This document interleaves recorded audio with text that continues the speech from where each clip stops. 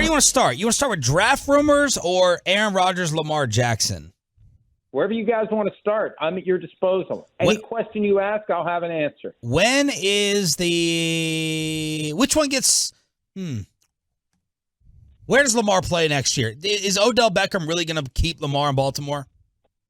I think that it's fascinating to me that when they introduce Odell Beckham Jr. later today, 1 p.m. Eastern Time, noon Central, they're going to have both John Harbaugh and Eric DeCosta present. 8 days after, they had to use a PR guy to shut down questions about Lamar Jackson because it was a pre-draft press conference, and they've said everything they're going to say about Lamar Jackson. They don't want to talk about him anymore. It was just a weird look. Like, these guys are adults. They've dealt with the media. They can answer their own questions. Now they're going to be there conquering hero style because they brought in OBJ, and they grossly overpaid Beckham at $15 million this year. They can easily get to $18 million.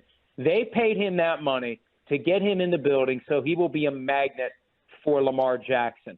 Jackson reportedly recruited him. Now his presence recruits Jackson. And the key question for today is how much of the offseason program will Odell Beckham Jr. participate in? Because if he's there for all of it, which he rarely does, he usually works out on his own and he makes cameo appearances at the OTAs. If he's there for the whole thing, it's going to be hard for Lamar Jackson to stay away. And maybe even he acts as a liaison between Jackson and the team at some point to just get this deal done because Beckham needs Lamar Jackson to be there too. So be careful what you wish for, Lamar. You wanted OBJ on the team, and now he is. And I think they're going to use that to their advantage to get this deal done. Are you surprised at the lack of interest in getting what some people believe is a top 10, top 5 quarterback? Other people believe he's a very polarizing guy. I mean, what is the ultimate answer to why no teams have made Baltimore an offer? I think it's a stew of factors. And it doesn't help him that the union made Lamar Jackson the guy on whom this whole push for guaranteed contracts for quarterbacks has been based because it became a leverage point. It became a power play by the owners to turn their nose up at the idea of trying to acquire Lamar Jackson. But keep this in mind, apart from whatever contractual requirements he would have, $230 million fully guaranteed, the Deshaun Watson deal that I think threw the negotiations between Jackson and the Ravens completely off kilter. Look at what else the Browns had to give up to get Deshaun Watson. We talk about the money. We don't talk about the 3 first-round draft picks plus that were surrendered. Those are key foundational elements of a franchise. The Browns literally mortgaged their present and their future by giving up multiple picks that become low cost relative to what veterans cost you, low cost options that grow and age and develop with the team. They're going to be wiped out in a few years of guys that would be 25, 26, 27 key members of the team. They're going to have to go find them elsewhere, and they're going to have to pay more to do it. That's the one side of this that we overlook. If the Ravens keep him, all they have to do is pay him. If someone else gets him, they got to pay him and they got to give up. More than 2 first-round picks. I think if anybody had signed him to an offer sheet, or if anyone does sign him to an offer sheet, the Ravens just match it. You trade him, you're going to trade him for more than 2 first-round picks. On top of the money, that's too much for a team to give up when you consider the injury history, the possibility he's getting toward the end of his prime, all these other factors. It's too much, and I think that's why teams have shied away. So outside of Lamar, does like the future of the fate of the guaranteed deal basically lie with Herbert and Burrow? And are they going to fight hard for it? Like, we've seen players just be like, nah, it's not really, I'm not going to fight hard for it outside of Lamar, outside of Deshaun. Like, Mahomes didn't fight for it. Are they going to fight for it? Well, and Deshaun Watson didn't really have to fight for it. They just played the situation perfectly with the 4 teams that were at the table trying to get Deshaun Watson. It was the Saints, Panthers, Falcons, and Browns. And they kicked the Browns to the curb at the perfect time because they had pissed off Baker Mayfield. What are we going to do now? Let's just offer him a fully guaranteed contract. And look, there's a school of thought out there that a true franchise quarterback doesn't need a fully guaranteed contract because he's not getting cut. He's going to be there. Now, the more mobile you are, the greater the risk you have an injury that makes you undesirable to the team, and the team does want to move on. But for a guy like Joe Burrow, he doesn't need a fully guaranteed contract. The Bengals aren't going to cut him. And if you're worried about a career-ending injury, you go buy the insurance that protects you against losing all the money that would be gone forever if you have a career-ending injury and you get cut during the non-guaranteed years of your contract. I think the thing that guys like Burrow should be fighting for, and I've been banging this drum for a long time, percentage of the salary cap. You do a 10-year deal, and you protect yourself against ongoing changes to the market and the cap by getting a commitment that your pay is always going to be some specific percentage of the cap. So as the cap goes up, your pay goes up, and you don't have to worry about when the team is going to decide to come back to the table and take care of you, which is what Patrick Mahomes now has to deal with. He's signed into the next decade, for crying out loud. That is a great deal for the Chiefs. If you just do something tied to cap percentage, you're going to be protected. And teams have resisted.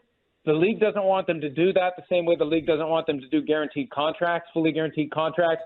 But under the right circumstances, there's going to be a player that draws the line in the sand and is going to get the percentage of the salary cap. And I think Burrow is a candidate to do it. And I also think Bengals owner Mike Brown is a candidate to defy the league on this and go ahead and do it, because it will give him what he wants and what he needs, 10 to 15 years of a relationship with Joe Burrow. Mike Florio here on 105.3 The Fan. What are you thinking or telling Ezekiel Elliott if you are his agent today? I think you just wait and see what happens after the draft.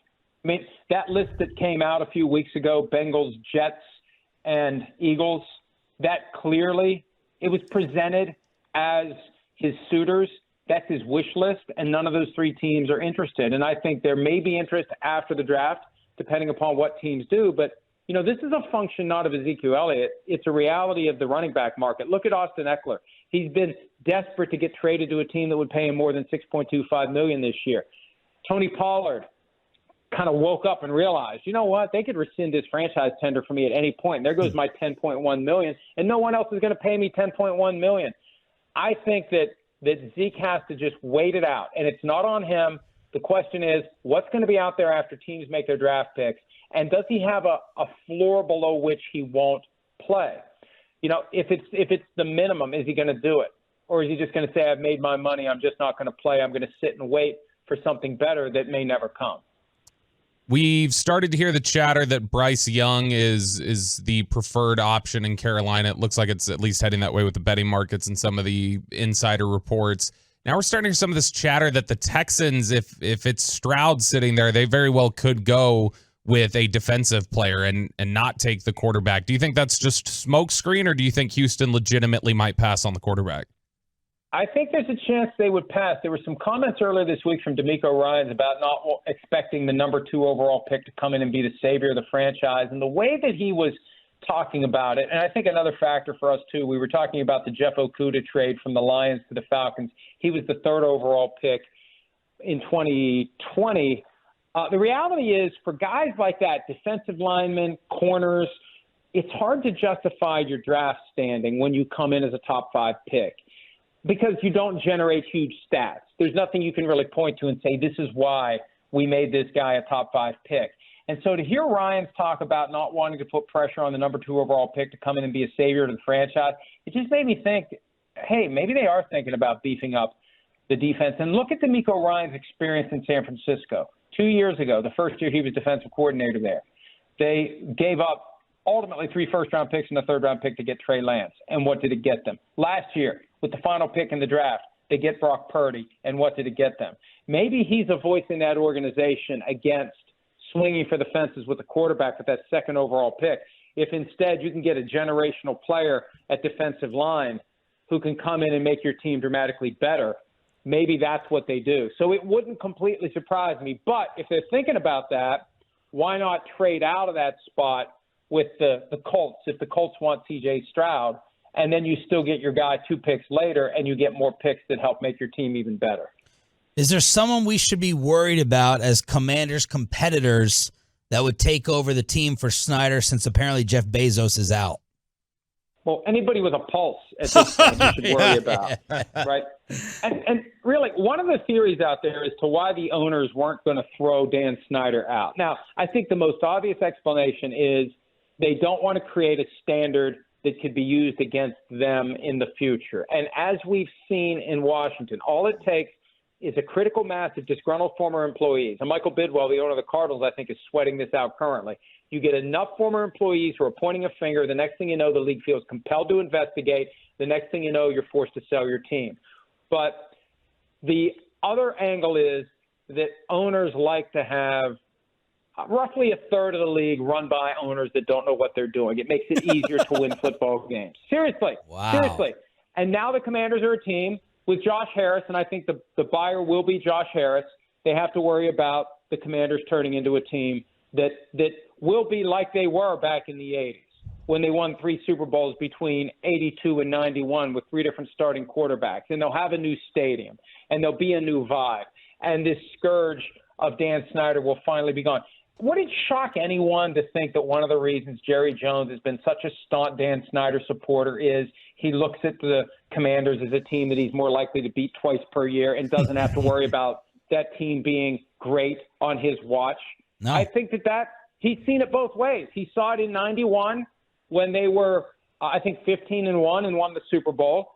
And he saw it when Snyder came in and what's happened since then in the 24 years since. So, yeah, I think that anyone that competes with the Commanders should be upset that Dan Snyder is finally going to be out.